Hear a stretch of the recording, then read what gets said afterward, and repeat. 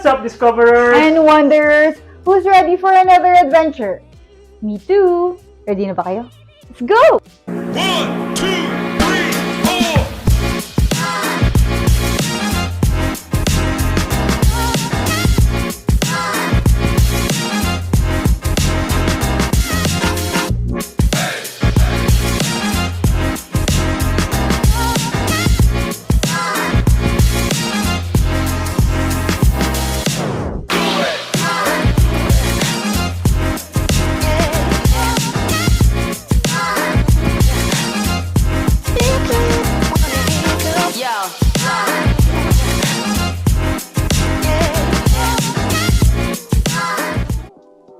And before we go on to our next adventure, samahan niyo muna akong mag-empake.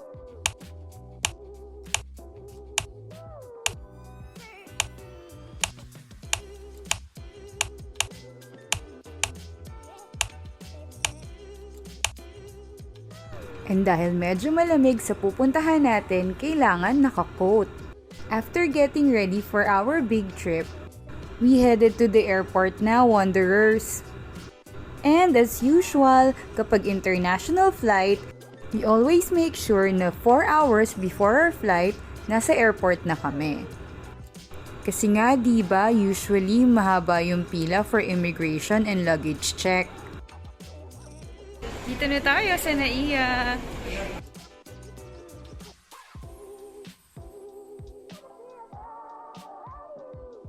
Eh na nga ang porter ko. Ang gwapo, no? Pagpasok namin, diretso na kami sa pag-check-in ng mga luggages. And after namin dito, Go na to immigration!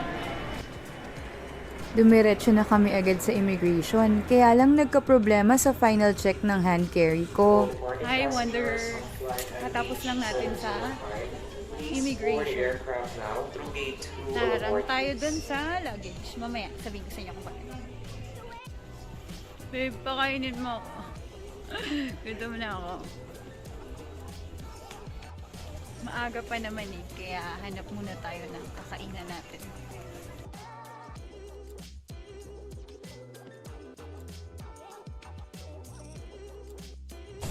Kain muna tayo!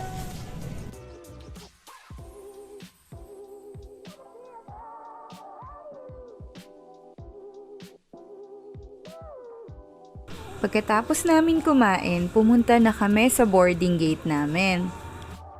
At doon ko ikukwento sa inyo kung bakit tayo naharang sa final check ng hand carry ko.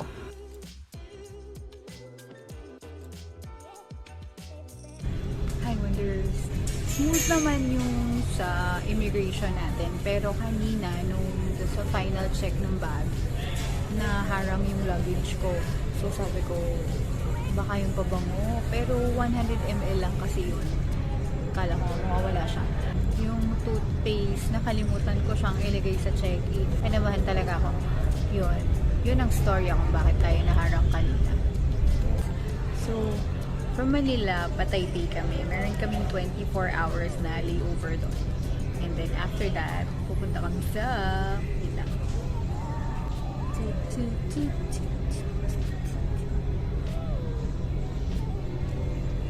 We're going to New York! Samahan nyo kami! Yung flight natin mamaya is 6:50 and it's already 5:45. Meron pa tayong 1 hour. Kaya maghihintay lang muna kami. See you in Taipei! Let's go, Wanderers! Off to our next adventure!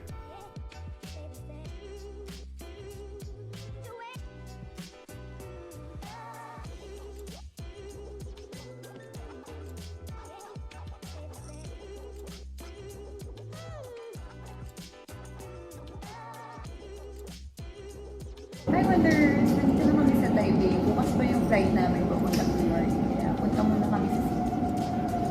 The next day. And we're back to Taiwan Airport for our next flight. We made nga pala a one-day itinerary vlog here in Taipei. If you want to check it out, tignan niyo sa channel na. See you in the next flight! Bye! At dahil nga almost 15 hours yung biyahe from Taipei going to New York, We made the most out of our long flight. Of course, kumain ng madami.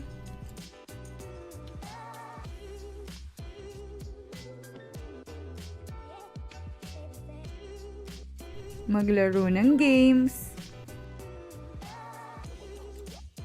Tapos, kakain ulit.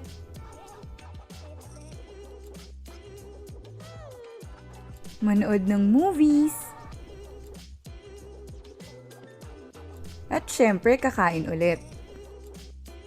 At dahil medyo mahaba yung flight, we will discuss with you the travel requirements if you are a Philippine passport holder traveling to US. Of course, you will be needing your passport, your US visa, or ESTA if you are eligible for the visa waiver program, and proof of vaccination. For unvaccinated or partially vaccinated travelers, you can use the travel assessment tool in the CDC website to determine if meron pang additional travel requirements for you. You just have to answer some questions.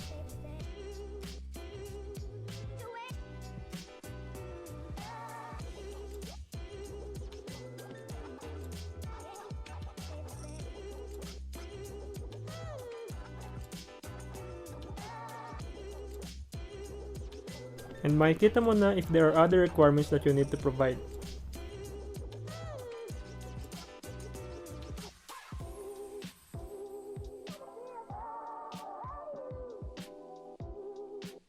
I-share na rin namin sa inyo yung US visa application guide. First step, syempre, you have to determine your visa type. As for me and Nico, we fall on the B1, B2 category, which is the tourist visa. Next step is to fill up the DS-160 form. You have to go to the Application Center portal.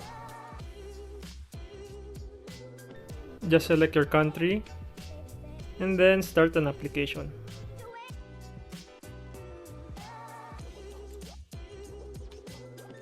Take note of the application ID, since you need this in case you need to retrieve your application and to schedule your interview later on.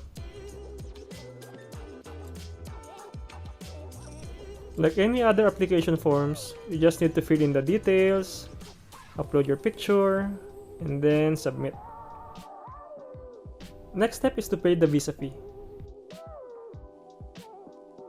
Here you can see the visa fee depending on the visa type. So for B1 and B2, the fee amount is $160.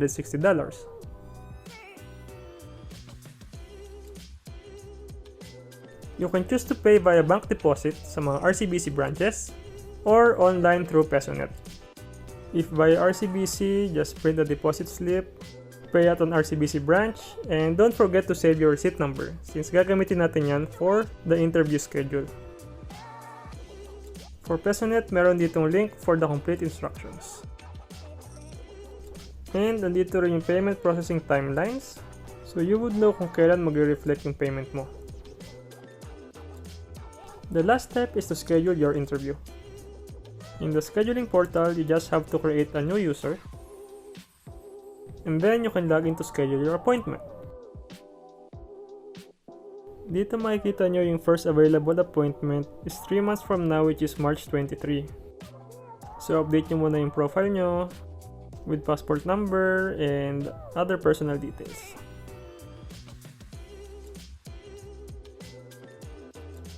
And now, pwede na kayo mag-schedule ng interview appointment. Again, choose your visa type.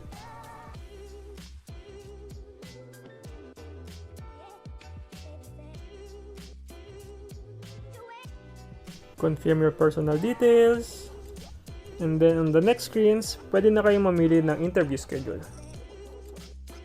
Yun lang. And after 15 long hours, nandito na tayo! Welcome to New York, Wanderers! Dito na kami sa Manhattan, New York. We're staying here at Hotel St. James. It is located a few steps away from Times Square. Maganda yung location. Medyo outdated, medyo luma, pero malinis. Simple lang. Basic lang din yung mga amenities. Pero you can get by. Maganda. Masarap matulog dito mamaya. Kaya magpapahinga muna kami at bukas samahin niyo kami as we discover and wonder New York! New York!